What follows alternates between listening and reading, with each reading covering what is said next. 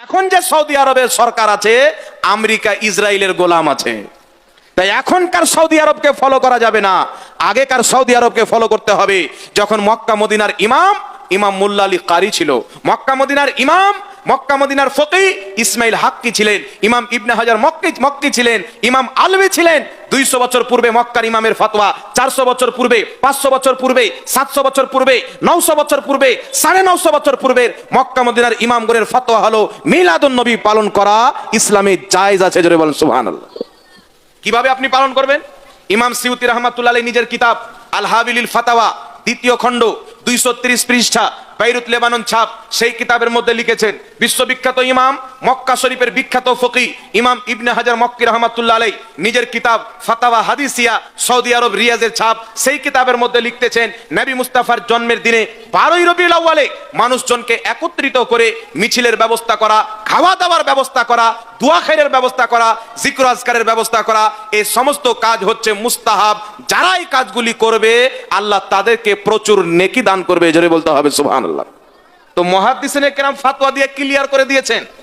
আজকের মৌলবি বলছে, আমি এক জায়গায় বক্তব্য দিলাম বাবা, কলকাতার মাটিতে বক্তব্য দিয়েছি, বক্তব্য ইউটিউবে শুনে একজন ফোন করেছে, ফোন করে বলছে হুজুর আপনাকে একটা প্রশ্ন ছিল, প্রশ্ন করো। প্রথম সালাম দিল ভালোভাবে, পরে 2-4টা গালিও দিয়েছে। ফোন করে বলছে আপনি বলছেন নবী নূরের তৈরি। হ্যাঁ নূরের তৈরি আমি বলছি, কোনো সন্দেহ নাই, নূরের তৈরি আমরা মানি, তো বলবো তো। বলছে জাকির নায়েক বলেছেন নবী মাটির তৈরি। তাহলে আপনি কি জাকির নায়েক চাইতে শরীয়ত বেশি বুঝেন? কথা বুঝছেন বাবা? আমি ওকে বললাম আমি একজন আলিম, ছোট হই আর যাই হই, জাকির নায়েক কোনো আলিম নয়। আর শরীয়তে গায়রে আলিম, যেই ব্যক্তি আলিম নয় তার জন্য ফতোয়া দেওয়া হারাম। কথা মনে রাখবেন, শরীয়তে যেই ব্যক্তি আলিম নয়, যত বড় ডক্টর হোক, বিজ্ঞান হোক, মিনিস্টার হোক, তার জন্য ফতোয়া দেওয়া ইসলামে হারাম। কথা বুঝছেন কি বুঝছেন না? আমি একটা ছোট্ট মোটো যাই হোক আলিম আছে, আমার জন্য যাই, তো সে যদি বলে থাকে ভুল বলেছে, তার বলাটাই তো হারাম। বলছে আপনার ওইগুলো ফতোয়া আমি মানি না, তো কি মানো? জাকির নায়েক এত হাজার হাজার লোককে মুসলমান করছে, সে বলছে নবী মাটির তৈরি, আপনি বলছেন নবী নূরের তৈরি, আপনি ওর চাইতে বেশি বুঝেন। আমি জাকির নায়েক কত হাদিস জানে? বলছে 50,000 হাদিস তার মুখস্থি আছে। কত হাজার হাদিস? ওয়াহাবির একটা চরিত্র আছে, কোন মৌলবীকে যদি মানে ওর পায়খানা পর্যন্ত ওষুধ মনে করে খেয়ে নেবে। ওদের মৌলবী যদি বলে খালাকে বিয়ে করে যায়, ওটাই বিশ্বাস করবে। নাহলে নবীর মুখ দিয়ে দুর্গন্ধ বের হতো, এই কথা কেউ বিশ্বাস করতে পারে বাবা?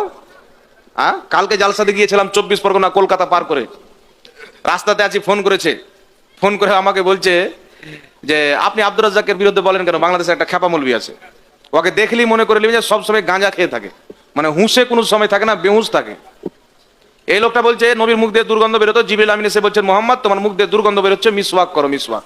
কিন্তু হাদিস শরীফে কি আছে? জিবরিল আমিন আসলেন, আসার পরে বললেন ইয়া রাসূলুল্লাহ, আল্লাহর হুকুম হয়েছে আপনি মিসওয়াক করেন, দুর্গন্ধ বের হতে এইরকম কোনো শব্দ কোনো হাদিসের কিতাবে নাই। কথা বুঝে এসছে? তো আমি ওকে বললাম যে মৌলবী বলছে নবীর মুখ দিয়ে দুর্গন্ধ বের হতো, ওর বিরুদ্ধে বলবো কি? দরকার বলে জিহাদ পর্যন্ত করবো। তো বলছে অবশ্যই নবীর মুখ দিয়ে দুর্গন্ধ বের হতো। আমরা তুমি কোনো কিতাবে পড়েছো? বলছে না। বলছে আব্দুর রাজ্জাক বলেছে মানে সহি বলেছে। আব্দুর রাজ্জাক যদি বলে যায় তোমার মা খ্যাপা, তাহলে ওটাই বিশ্বাস করলিও তুমি? খালাকে বিয়ে করা জায়েজ বলে তুমি ওটাই করবে নাকি? তো এইভাবে তার সাথে কথা হলো। তো এর হচ্ছে অন্ধ ভক্ত, অন্ধ মুকাল্লিদ। আমরা একটাই দোয়া করতে পারি, আল্লাহ এদেরকে হেদায়েত দান করুক, বলেন আল্লাহুম্মা আমিন। আমি আপনাদেরকে বলতে চাই বাবা, জাকির নায়েক বড় না বড় পীর আব্দুল কাদের জিলানী বড়? জোরে বলতে হবে। কোন ওয়াহাবি যদি সত্যবাদী থাকে, তার অন্তরে রায়ের দানা পরিমাণ যদি ঈমান থাকে, তাহলে সেও বলবে যে বড় পীর আব্দুল কাদের জিলানী, যিনি লক্ষ লক্ষ হাদিসের হাফিজ ছিলেন, তিনি তাফসিরে জিলানী, আরবিতে কোরআন পাকের তাফসির লিখেছেন, এত বড় কিতাব এইরকম মোটা, অসংখ্য কিতাব লিখেছেন, বহুত বড় মুহাদ্দিস ছিলেন, বহুত বড় ফকিহ ছিলেন, বহুত বড় ইমাম ছিলেন। কোন ইমাম ছিলেন? আমরা শুনেছি শুধু বড় পীর, বড় পীর, বড় পীর। লাখ লাখ হাদিসের হাফিজ ছিলেন, পুরো কোরআন পাকের হাফিজ ছিলেন, পুরো কোরআন পাকের তাফসির মুখস্থ জানতেন। বলেন সুবহানাল্লাহ। আমরা তো পড়ে আসি তারপরে বক্তব্য দিই, ওনার সব মুখস্থই হয়ে গেছিল। বড় পীর আব্দুল কাদের জিলানী রাহমাতুল্লাহ আলাইহি নিজের কিতাব সিররুল আসরার ওয়া মাজহারুল আনওয়ার, আজ থেকে প্রায় কম বেশ 1000 বছর পূর্বে, 950 বছর পূর্বে নিজের কিতাব সিররুল আসরার ওয়া মাজহারুল আনওয়ার, পৃষ্ঠা নাম্বার 8 স্পষ্ট ভাবে লিখছেন, 7 এবং 8 দুই পৃষ্ঠার মধ্যে লেখা আছে। কয়েকটি হাদিস উল্লেখ করেছেন, ইন্না আউয়ালু মা খালাকাল্লাহুল আকল, ইন্না আউয়ালু মা খালাকাল্লাহুল মাই, ইন্না আউয়ালু মা খালাকাল্লাহুন নূরি, ইন্না আউয়ালু মা খালাকাল্লাহুল কলম। নিশ্চয় আল্লাহ প্রথম কলম তৈরি করেছেন, নিশ্চয় আল্লাহ প্রথম আকল তৈরি করেছেন, নিশ্চয় আল্লাহ প্রথম নবীর নূর তৈরি করেছেন। বড় পীর আব্দুল কাদের জিলানী এই সমস্ত হাদিস একত্রিত করে ফয়সালা দিয়েছেন, বিভ্রান্তি হওয়ার প্রয়োজন নয়। এই সমস্ত জিনিসের আসল ওয়াহুয়া হাকিকাতুল মুহাম্মাদিয়া, প্রত্যেক জিনিসের আসল হলো নবীর হাকিকত, নূরে মুহাম্মাদি। আল্লাহ প্রথম নবীর নূর তৈরি করেছেন, সেই নূরের ফেজে লৌহ কালাম তৈরি করেছেন। জোরে হবে না সুবহানাল্লাহ? তাহলে বড় পীর আব্দুল কাদের জিলানীর কি আকীদা ছিল? নবী নূরের তৈরি। জোরে হবে না? নবী কিসের তৈরি? নূরের তৈরি। তো 1000 বছর পূর্বের মুসলমানের এটাই আকীদা।